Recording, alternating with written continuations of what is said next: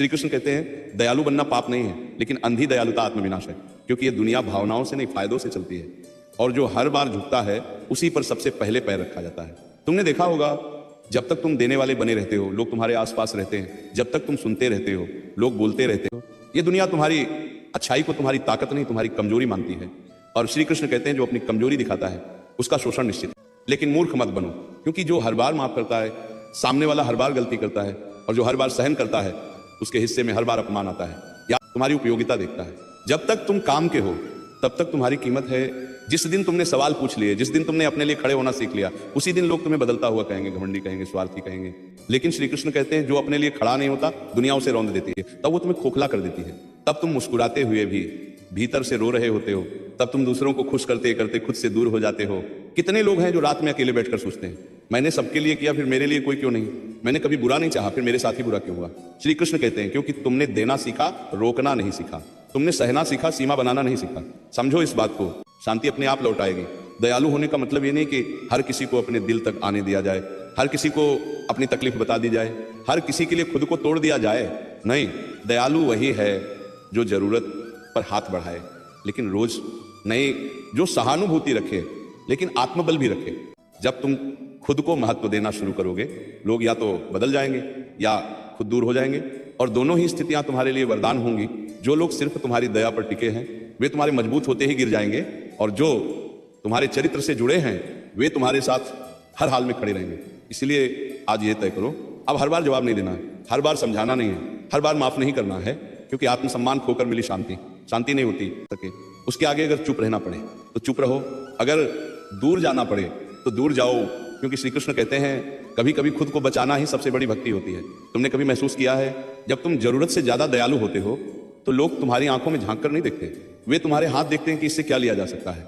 वे तुम्हारे दिल को नहीं समझते हैं, वे तुम्हारी मजबूरी को पहचान लेते हैं और फिर उसी मजबूरी को हथियार बना लेते हैं। श्री कृष्ण कहते हैं जो व्यक्ति हर बार झुक जाता है दुनिया उसे झुकाने की आदत बना लेती है, और फिर एक दिन वो व्यक्ति खुद को आईने में देखता है तो पहचान नहीं पाता कि वे कौन था। और आज ये समझ लो, दयालु बनना तुम्हारा स्वभाव हो सकता है, लेकिन हर किसी के सामने उसे दिखाना तुम्हारी भूल है। हर किसी को अपना दर्द बताना, हर किसी को अपना सच दिखाना, हर किसी को अपने आंसू सौंप देना, ये दया नहीं है, ये खुद को कमजोर करना है। दुनिया तुम्हारे आंसू नहीं पहुंचती, दुनिया तुम्हारे आंसुओं से सीखती है कि तुम्हें कैसे तोड़ा जा सकता है। इसलिए श्री कृष्ण कहते हैं हर दर्द को शब्द मत दो। कुछ दर्द मौन में ही ठीक होते हैं और कुछ लोग मौन से ही दूर हो जाते हैं। तुमने देखा होगा जब तुम शांत रहते हो लोग तुम्हें कमजोर समझते हैं, लेकिन जब तुम बोलना शुरू करते हो तो वही लोग असहज हो जाते हैं, क्योंकि उन्हें तुम्हारी दया नहीं तुम्हारी जागरूकता से डर लगता है। दयालु होना मतलब ये नहीं कि हर किसी को माफ कर दिया जाए, कुछ लोगों को माफ करना उनके गलत व्यवहार को अनुमति देना होता है। और श्री कृष्ण कहते हैं जो गलत को बार बार स्वीकार करता है वह खुद के साथ अन्याय करता है। आज बहुत लोग ऐसे हैं जो तुम्हारी अच्छाई से नहीं तुम्हारी चुप्पी से खेलते हैं। वे जानते हैं ये कुछ नहीं बोलेगा, ये सह लेगा, ये छोड़ देगा, और फिर एक दिन वही लोग कहते हैं ओ तुम तो बदल गए हो। हाँ, बदलना जरूरी था वरना टूट जाना तय था।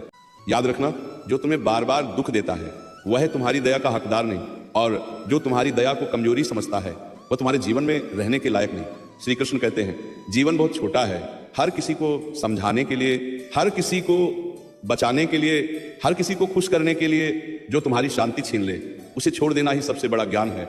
अब समय आ गया है खुद से ये कहने का, मैं अच्छा हूं लेकिन हर किसी के लिए नहीं, मैं दयालु हूं लेकिन अपनी कीमत पर नहीं, मैं मदद करता हूं लेकिन खुद को खोकर नहीं।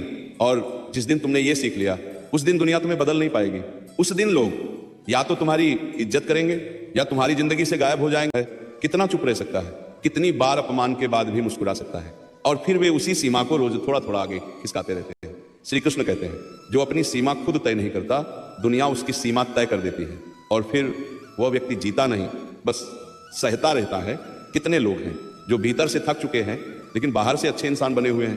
कितने लोग हैं जो रोना चाहते हैं लेकिन कहते हैं कोई बात नहीं, मैं समझता हूं, और यही समझना एक दिन उन्हें खुद से दूर कर देता है। समझ लो, इस सत्य को हर किसी को समझ लेना बुद्धिमानी नहीं होती, कुछ लोगों को समझना मतलब खुद को नजरअंदाज करना होता है।